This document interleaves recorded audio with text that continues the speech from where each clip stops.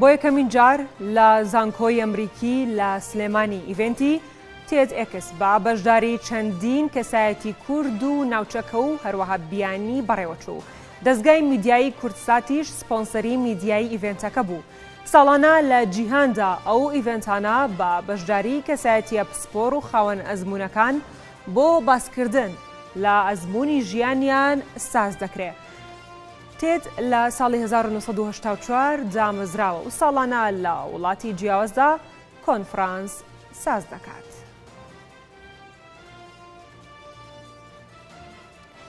لەم راپۆرتەدا وردەکاری زیاتر.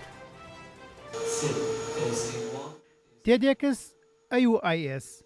جێڕانەوەی چیرۆکی و کەسانەیە کە بەهرەمەندن و لە بوارێکی کارکردندا سەرکەوتنیان بەدەستهێناوە ڕەچەشکێن بوون بۆ ئەوەی هەنگاو بنێن بۆ کارێکی سربەخۆی تایبەت بە خۆیان. ئەو کەسانەی کە بەشدار بوون 11 کەس بوون لە 11 بواری جیادا کاریان کردووە. سەرجەمیان باز لەوەکەن کە چۆن لە پلەیەکی دیاریکراوەوە گەشتونەتە ئاستێکی سەرکەوتوو. ئەمە ژوا ئەکات لە ڕێگەی TEDx AUIS-ەوە وا ئەکات کە هەموو ئەوانەی کە بیسەر و بینەری TEDx بن چ بە ئامادەبوونیان لێرە چ بە بیستنەوەی یاخود بینینی لە شاشەی تەلەڤیزیۆنەکانەوە یاخود سۆشەڵ میدیاوە بتوانن ئەو چیرۆکانەی کە سەرکەوتنیان بە دوای خۆیان هێناوە لەلایەن گێڕەرەوەکانیانەوە کاریگەری لەسەر ئەو کەسانی تریشدا بنێ کە گوێ لێگرن. Hello everyone, my name is Heavy Manmi and I am a businessman and I always have been.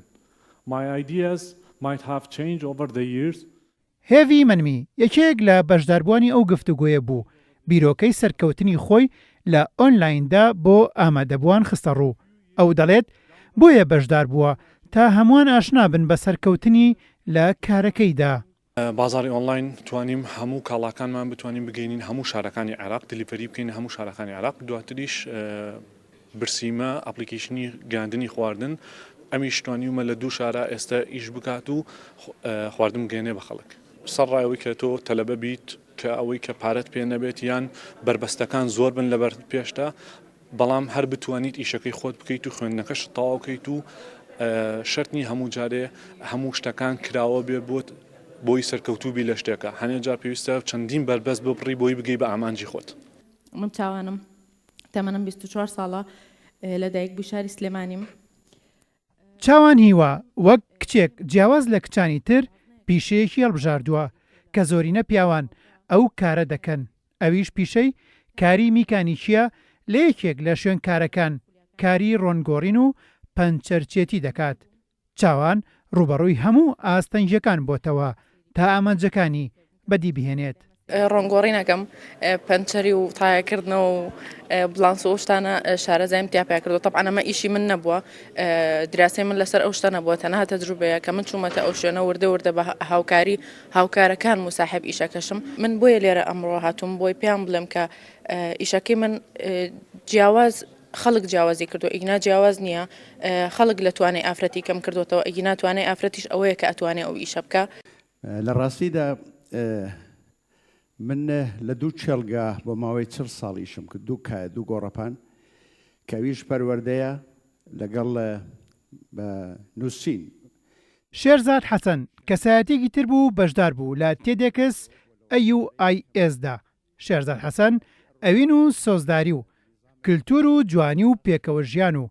ئاستەنگەکانی بەردەم هەموو ئەوانەی باس کرد کە چۆن وەک نووسەرێک لە ناو کۆمەڵی کوردەواریدا ڕەچەشکێن بووە. گەرباسی سنوور بەزاندنی کە ئەوە تایتڵی ڕووداوەکە بوو ناتوانانی سنوور بەزەمبی لە هیچ بوارێکدا ئەگەر تۆ لە قوتابخانەیە لە ماڵێ سەرمەشقیەوەت لەگەڵ نەکرابی فێری ئازادی بی نەترس بیت و ئەو شتانەی کە پێ دەوترێت کۆتوبەندی کۆمەڵایەتی ئاینی مەزهبی سیاسی هەموو ئەوانە کە هەمووی ڕێگرن کە لە ڕۆژهەڵات پێی دەوترێت سێگۆشەی حرام واتە هەموو زیندەجی من لە مناڵیەوە تاکو ئێستاشی دەگەڵدا بێت بەردەوام کۆسپوتەگەرە دێتە بەردەمت ئیش نەکەی بیر نەکەیتەوە و هەوڵ بدەی خامۆش بی جۆڕایل بی یا خۆ دەزانی بە ناوی پیرۆزیەوە بە ناوی کللتورەوە بە ناوی میراتی کورد سوزانم باو باپیرانەوە کە هەمویان زۆر هەندێکیان دەبنەوە دواوە واتە نایەڵێ بیرکەیتەوە. هەموو کەسانی لە تێدێکس AUISدا بەشداربوون پەیامێکی گرنگیان هەبوو ئەویژەوە بوو کە ژیان پڕە لە هەوراز و نشێ و پڕیەتی لە ئاستەنگ و گرفت تاکە شتێک دەبێتە هۆی لە ناوبردننی ئەو ئاستەنگانە بڕوابوونە بەخۆت و کارەکەت و ڕوانینە لە داهاتوو هەروەها سووربوونیشە لە سەر گەیاندنی کارەکەت بە ترۆپشی سەرکەوتن. هێمن قادر، کورسات نیوز، سلێمانی. بەڵەبەرەزان وەک لە راپۆرتەکەدا گوێبیست بووین لەبارەی ئیڤنتی تێدئێکسەوە کۆمەڵێک ئاشنا بووین بۆ کەسانی کە لەوێ بوون کە لەوێ چیرۆکی خۆیان باس کردوەوە کۆمەڵێک زانیاریشە بوو لە راپۆرتەکەدا لەسەری بەگشتی بەڵام ئێمە دەمانەوێت ورتر باس لە ئیڤنتەکە بکەین ئەمڕۆ کە لە زانکۆی ئەمریکی لە شاری سلێمانی بەڕێوەچوو وردەکاری زیاتر بزانین لەبارەیەوە بە میوانداری شوێنێ محەممەد ئەندامی لیژنەی ئامادەکار. شوێنێخان سلااوت لێبێ زۆر بەخێربێ. بەخێربێ. شوێنێخان لە سەرەتاوە ئیڤنتی تێدئێکس زانیاری بێگومان هەیە لەبارەی و لە راپۆرتەکەشێ بەڵام زیاتر بۆمان ڕوونکەیتەوە یعنیم ئیڤنتە بۆچی لە زانکۆی ئەمریکی ئەنجام دراوکو دەزانین ساڵانە لە جیهاندا لە زۆربەی وڵاتی جیاوازەیە بەڵام ڕەنگە هێشتا بۆ هەرێمی کوردستان بە جۆرێک لە جۆرەکان تۆزێک نامۆ بێ بە هاوڵاتیان زیاتر ڕوونکردنەوە لەبارەیەوە. ڕاستە تۆ خۆت پێشتر کورتەیەکت لەسەر تێت بەگشتی وت بۆیە من باسیەوە ناکەم. فکرەی تێدەکس ئێمە 2 ساڵ لەمەوبەر فکرەی تێدەکس AUIS هەبوو هەر خوێندکارێکی زانکۆکە ئەپلای کرد بۆ ئەوەی مۆڵەتی لایسنسی ئیڤنتەکە وەربگرێ لە ئۆرگنایزیشنە سەرەکیەکەوە کە لە ئەمریکایە ئترۆ بوو مۆڵەتەکە وەرگیرا و خۆشبەختانە توانیمان دوای 2 ساڵ و هەوڵەماندووبوونێکی زۆر ئیڤنتەکە بە سەرکەوتووی ئەنجام بین. ئەم ئیڤنتە پێشتر تێدەکس لە هەولێر کراوە لە دووهۆک کراوە و لە بەغا کراوە لە چەند شوێنێکی تریش بۆ سلێمانی وەکو شاری سلێمانی ئەمە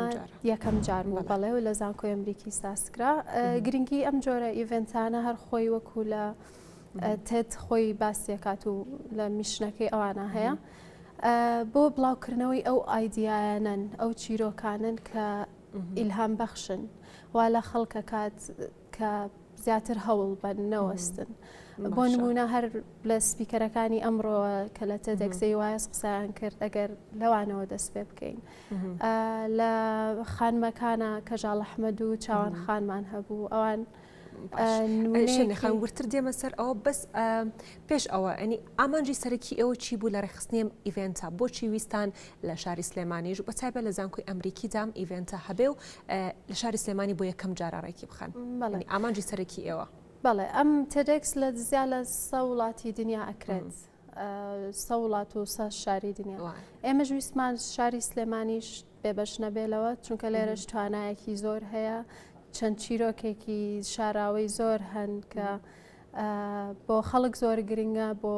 تەشجیعکردنی گەنجەکان و هەموو خەڵک بەگشتی ویستمان ئەو چیرۆکانە ببیسترێن. زۆر باشە. بەڵام ڕەنگە ئەم چیرۆکانە نوخبەی بن و خەڵکێکی کەم بەشداری کردبێت بە نمونەلەوە چێ ژمارەی کەم خەڵک لێ ئامادە بوو بێ ینی چۆن ئێوە دەتوانن ئەو ئامانجەی کە خۆتان هەتانە ینی ئەو گرنگی کە ئەم ئیڤنتە هەیەی ئەوە بیگەێنن بە هەر تاکێکەر هاوڵاتیەک ینی چۆن دەتوان ئەمە بکەن تەنها بۆ نوخبەیەک نەبێت تەنها بۆ چەند کەسێکی دیاری کراو نەبێت. زۆر ڕاستە. ئەگەر لە دیاریکردنی قسەکەرەکانەوە دەست پێ بکەم ئەوە ئێمە هەڵمان کە قسەکەرەکانمان جیاوازێکی زۆری هەبێ وە مەسەلەن زۆر لە چەند باگراوندێکی جیاوازەوە بێن هەریەکە و باسی شتێ بکات چەند تەمەنێکی جیاواز لەبەرەوە ئێمە هیچ سنوورێکمان بۆ ئەوەدانە نابوو. ئەمەش ڕاستە کە چەند خەڵکێکی زۆر نەیتوانی ئامادە بێت لە ئیڤنتەکەی ئەمڕۆیە بەڵام هەموو ڤیددیۆکانی ئەمڕۆ هەموو سپیچەکان یەکەیە کە دائەنرێ لە وەبسایتە سەرەکیەکەی تێت کە زیا لە 1 بلیۆن ڤیوەری هەیە هەروەها لە یوتیوب چانەڵی تێدەکسیش کە زیاد لە 16 میلیۆن سبسکرایبەری هەیە لە ڕێی ئەوە وەگات بە زۆرترین ژمارەی خەڵک زۆر باشە. ئەو کەسانی کە لێ بەشدار و باست کرد ئەو کەسانی کە هاتوون چیرۆکی خۆیان باس کردووە باس لەوە کرد کە تەمەنە جیاوازەکان هەبووە هەروە لە هەردوو ڕەگەزیش هەبووە. کەسەکان جگە لەو دووناوی کە باست کرد لە خانمەکان کەسەکانی دیکە کەسی ناسراوی تیا بوو یاخود بۆ ئێوە جیاوازی نەبووە هەر کەسێک بە ئەم کەسە ناسراوە یاخود ئەگەر کەسێکی ئاسایش بێ و لە هەر بوارێکدا کار بکات. بەڵێ ئێمە زیاتر وڵا تەرکیزمان لەسەر ئەوە نەبوو کە کەسەکە ناسراو بێتیان نا ئێمە تەرکیزمان لەسەر چیرۆکەکەی بوو پەیامەکەی چییە و بە چیا تێپەڕیوە بۆیە زیاتر لە کەسە ناسراوەکان شێرزاد حەسەنی نووسەر ئەویش یەکێک بوو لەوان بەڵێ لەبەرەوە زۆر تەرکیزمان نەخست بۆ سەرەوەی ناسراو بێت یان زیاتر ئێمە گرنگیمان بە چیرۆکەکەیات ئەوەش یەکێک بوو لە پێوەرەکان کە جیامان کردنەوە لە بدات. زۆر باشە. شوێنێخان ئەو کەسانەی کە هاتن چیرۆکی خۆیان باس کرد تەنها لە ناوخۆی هەرێمی کوردستان بوو لە شارەکان هەرێمی کوردستان یاخود لە عێراق و لە جەرەوەش هەبوو. نەخێر لە هەموو عێراقەوەتیایە بوو توانم بڵێم لە بەسڕەوە تا دوهۆک بەڵێ زۆر باشە هەرێمی کوردستان نەبوو. باش لە کۆتاییدا ئێوە ئەنی فیدباکی و کەسانی لێ بوو چۆن بوون ئەوان چیان دەوت لەبارەی ئیڤێنتەکە و لەبارەی بیستنی چیرۆکی ئەو کەسانەوە. بەخۆشحاڵیەوە فیدباکێکی زۆر باشمان وەرگرت ئەمڕۆ خەڵک بەدڵی بوو هەر وەکو یەکەم ئیڤنتی تێدەکسیش لە شاری سلێمانی زیاد لەوە باشتر بەڕێوە چوو کە چاوەڕێمانە کرد ئێمە زۆر خۆشحاڵ بووین و چۆنەڵی زیاتر تەشجیعی کردین بۆ ساڵانی داهاتوو بە باشتریش بیکەین. دەستان خۆش بێ هیوای کاری باشترەوە لە ساڵی داهاتوش بە هەمان شێوە شوێنێ محەممەد ئەندامی لیژنەی ئامادەکار زۆر سپاس بە ئامادەبوون. بەخێر بێن. بەڵێ بەڕێزان بەشێکی دیکە لە دیمەنی ئیڤێنتەکە دەبینین و دواتر گفتوگۆکانمان هەر لەبارەی ئیڤێنتی تێدەکسەوە بەردەوام دەبێت.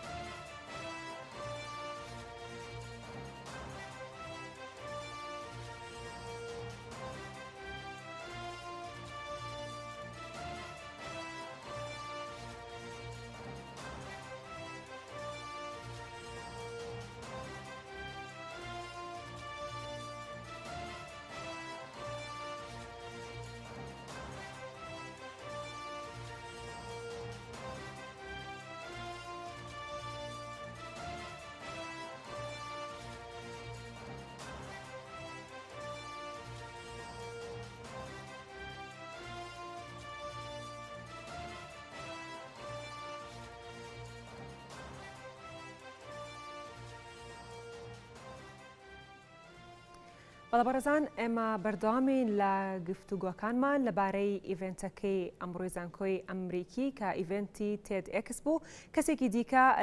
لە ستودیۆی هەشدا میوانە کە کەسێک بولوانەی کە بەشدار بووی ئیڤێنتەکە بوو کە خۆی ئەویش لەوێ بە هەمان شێوە چیرۆکی خۆی باس کردو بەشدار بووە بزانین ئەم چۆن ئیڤێنتەکەی بینیوە واروە سەرنجەکانی ئەو چی بووە لەسەر ئیڤێنتەکە و پێی چۆن بووە کە ئەویش بەڕێز محەممەد مەخزومیە کە لە لامان ئامادەیە زۆر بەخێر بێ و سپاس بۆ ئامادەبوونت لە سەرەتاوە دەمێ بزانم تۆ ئەمڕۆ بەشدار بووی لە ئیڤێنتی تێد ئێکس ئیڤێنتەکەت بەگشتی چۆن بینی چۆن بوو بەلاتەوە سەرەتا دەمەوێت زۆر سپاسمان دەکەم کە منتان کردە میوانی بەرنامەکەتان بۆ باسکردنی بابەتێکی زۆر کرد کە پێش بابەتی تێدەکس بە شێوەیەکی گشتی باسم لە سوۆشیال میدیا کرد و چۆنەتی دروستکردنی ناوەڕێکی ئەلکترۆنی بە ئەو بارە یەڵە خۆی بۆ ئەوەیە کە کۆمەڵێکە پەیامی ئەرێنی بگەینە هەمووان کە دروستکاییە کە هیوا هەیە وەشتی باشی لەناو عێراقدا ماوە. ئەمڕۆ لە تێدێکستا باسم لە دوو ئەزمموی خۆم کرد کە ئەنجام داوە کە پەیوەندیان بە کورد و عەرەبەوە هەیە. ئەنجومەن ئەزمموی یەکەمیان بریتی بوو لە بوونی کەسێکی کورد کەسەدانی بەسڕە دەکات و پیاوێکی عەرەبی شتێک ڕادەگرێت و پێی دەڵێت ئەم کوڕە شارەزای ئێرانی و من لەگەڵ ڕێگەوتم بۆ 100,000 لە کوڕە کوردەکە بسێنین 50,000 بۆ من و 50,000 بۆ بۆ شەفێری تەکسیەکە لە کاتێکە خۆی کرێت تەکسیەکە تەنیا 10,000 هەمومان بینیمان کە هیچ کام لە شۆفێری تەکسیەکان نیانویست کە ئەو دۆخە بقۆزنەوە ئەوەش ڕنگدانەوە دەنگدانەوەی زۆر هەبوو لە سوشال میدیا بەتایبەت لەناو کوردستان و لە عێراق و لە دەرەوەی عێراق و دەرەوەی کوردستانیش. ئەزمموی دووەمیش بریتی بوو لە بوونی کەسێکی کورد کە خۆم بووم کە هاتم بۆ شاری سلێمانی و پەیامێکیش یاخود نامەیەکیش لەناو مۆبایلەکەمدا هەبوو کە ئێوە عەرەبن و ئێمە ئەومان خۆش ناوێتەوە ئێرە بەجێبی هەڵن و نامەکەم شاری چەند کەسێکدا هەموو ئەو کەسانێک کە لەناو ڤیدیۆکە بوون و ڕازی نەبوون نامەکە بخوێنەوە هەندێکیشیان وتیان ئەو نامە بسڕەوە هەندێکیشیان وتیان ئێمە خۆمان هاوڕێ عەرەبمان هەیە و جیاوازی لە نێوانی ئێمە عەرەب نییە و تەنانێکێکیشان ژمارەی تەلەفۆنەکەی خۆی یا پێم وتی هیچ کەسە پەیوەندی پێوە کردی بە شێخ قسەی کرد تەلەفۆنم بۆ بکە. ئەوەش بابەتێک بوو کە ئێمە لە تێدەکەس باسمان لێوە کردو و لەسەر هەر سەکۆیەکی تری جیهانی ببوو ئەوەی کە دەری بخەین و پیشانی بدەین کە چەندیشتی جوان لە ناو عێراقدا هەیە و چەندیش پرسی ئەرێنی هەند پێویستە تشتیان بخێن لەسەر ئەوەش بریتیا لە ئامانجی یاخود بابەتی میدیای ئامانجدار. تۆ وەکوی کە بەشدار بووی ئەمڕۆ یەکەم جارت بوو چیرۆکی خۆت باس کرد بۆ ئەو کەسانەی کە لەوێن تەجروبەی خۆت باست کرد ینی بەگشتی چۆن بینیت پێت وایە لە ڕێگی ئەوەوە دەتوانی زیاتر بناسرەی زیاتر کارەکانی خۆت بەردەوام بکەی و ئەو کەسانەی لەوێ بوون چۆن ئەم تەجروبەی تۆ چۆن چیرۆکی تۆیان بینی؟ بشكل عام مجرد انه تكون تنيا هر أبنتي كلنا وكم خلق كتابي متنوعين الناس كهم جورب جواز من كرب عرب بنو بيان بيت كمن كارك لو شيء كردو بأز من السر ما تكيش كشكل عرض تام بتشل كسان لو برزانة كوتو كخوان بس يبغى بتين كرنا مثلين بجداري كنو بشكرني بيرو كانوا بس كرني كم الله بات كتو أنجام داون شيء أجار كرنا كأول شيء شبكة مسكتو من أمره بيني أواني كلا تدك سبون همين كارك يعني لك الباب التكساو هربوا بنيشوا بشي كان فيديو كان نبيني موضوع كلش مهم بابا تقبل نزور الحمد لله يعني قدرنا انه نسوي لبرو سبوز بخواتواني ما اشتيك بكين كدليل بخين بلين كاش السياسية كان لكنه بيودي نوار كان الشيمان كان سنة فاكت شيء بابا ديك بيغمان او زور غرنگا كاغ محمد او جيا كاريا بيغمان لبيني السياسة وروحها وعلاقات النكاحية او زور غرنگا جگلوي كتو چيروكي خود باس كرت لبي يعني جگە لەمە تا چەند گرنگە یعنی ئێوە لەبێدا ڕەنگە چەند کەسانێکی دیکەت ناسی بێ بە هەمان شێوە دروستبوونی علاقات و پەیوەندی و هەماهەنگیەک لەگەڵ کوردەکان بە تایبەتی یعنی ئەمە چۆن دەبینیت؟ شوفي بشكل عام هو أن تتحدث عن تجربتك الشخصية هذا موضوع كلش مهم يعني هواي أكو ناس تحب تسمع إنه هذا الشخص اللي نجح وبيوم من الأيام كان فاشل حتى يعني مثل ما ماكو ليل من دون نهار ماكو شمس من دون قمر يعني هو أشياء متعلقة موضوع العلاقات الكردية والعربية يعني أنا صراحة تلك هواي من الأصدقاء الكرد وهذا شيء كلش مهم يعني مجرد هاوڕێکم دێ بە فڕۆکەخانەکە و هاوڕێکی ترم دێ لەگەڵمدا دەبێت و هاوڵم دەکات و پێویستم بە هەرچێک بێت و ژمارە کێجگار زۆر هاوڕێم هەیە لە سلێمان هەرە دێ تەلەفۆنی بۆ بکەم یەکسەر دێت بۆ لام هەمان شتێش هاوڕێیانی کورد ئەگەر بێن بۆ بەغایان بێن بۆ بەسریان بۆ هەر ناوچەیەکی تر لە باشوور تێبینی ئەوە دەکەن کە پێشوازیەکی نائاساییان لێ دەکرێت ئەو ئەزمونەی ئەو کوڕی سلێمانی کە هات بە بەسرا ئەو هاوڕێیانی کە هەیان بوو لە بەسرا هەمیان دەیانوت بە ئەمڕۆ لای من بێت بە نیۆڕۆ لای من بێ بە ئێوارە لای من بێت لەبەرەوە ئەوە سەکۆی تێدێک سەکۆکەتان سەبار بە بەتە دەتوانە بڵێم ئەو تەپوتۆزەی کە دەیبینین ئەو شتانە دەیبینن لە سۆشیال میدیا لەلایەن کەسێک و کەسێکی ترەوانێ و لەسەر ئەرزی واقع شتەکە زۆر جیاوازترە خەڵکی لە هەموو کاتێکە پێشوازیان لێ دەکرێت و بێخاتنیان لێ لێ دەکرێت و هاوڵەتی کوردی بێ بۆ باشوور میوادارم ئێوە بێ سەردانی بەسەرەکان سەردانی هۆڕەکان بکەن سەردانی بەغدا بکەن چەندین شوێنی تر دەتوانن ماڵ دەبینن ماڵەکانمان کراوێ بۆ ئێوە لا شك في ذلك وهذا هو المتوقع ومن الأهمية بمكان أيضا هەر کەسێک تەجروبەی خۆی بێگومان باز دەکات کە مە سەرکەوتنێکە بۆ یۆکۆ باسیش کرد کورد و عەرەب جیاوازینی هەروە کوردەکانیش دەتوان بێن بۆ ناوچەکانی دیکەی باشوور و ناوەڕاستی عێراقەوە ئێوەش دەتوان بێن لێرە تەجروبەی خۆتان باس بکەن لە کۆتاییدا دەمەوێت یەک شتی دیکە لە تۆ پرسم چیت هەیە بۆ ئەو کەسانەی کە دەیانەوێت کەسانی سەرکەوتوو بن لە ژیاندا تۆکو کەسێک کە خاوەن تەجروبەی ئەزمموی خۆت هەیە هەروەها چیرۆکی سەرکەوتنی خۆت هەیە چی بە ئەو کەسانەی دەڵێی کە دەیانەوێت سەرکەوتوو بن لە ژیانیان کارێکی خۆیان هەبێت چیرۆکێکی سەرکەوتوی خۆیان هەبێت لە ژیانیان خاڵێکی زۆر گرنگە یاخود دەستەواژەکە بەرگری لە ئامانجەکەت بکات تا بەدی دەهێنیکەوە زۆر گرنگە من پێش 7 ساڵ بەرنامەی مناڵانە پێشکەش دەکرد لە کەناڵێک ئەڵقەم پێشکەش کرد و بەڕێبەرەکەم وتی تۆ